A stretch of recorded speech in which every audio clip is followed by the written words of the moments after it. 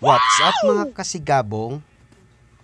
For today's video guys, tara, samahan nyo kami ikutin yung bagong tanim namin na banana farm. Ayan na guys, yan o. Malapit na yan, mamumuso.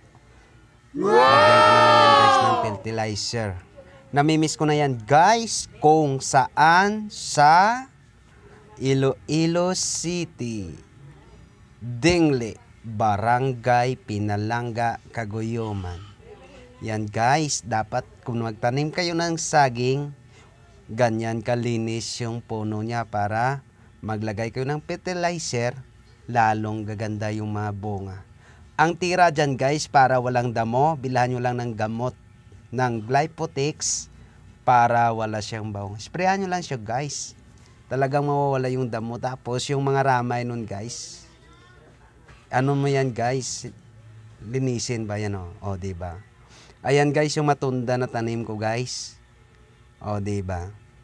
Mas mahal yan kilo dito guys sa Cavite kumpara sa Iloilo. Thank you for watching.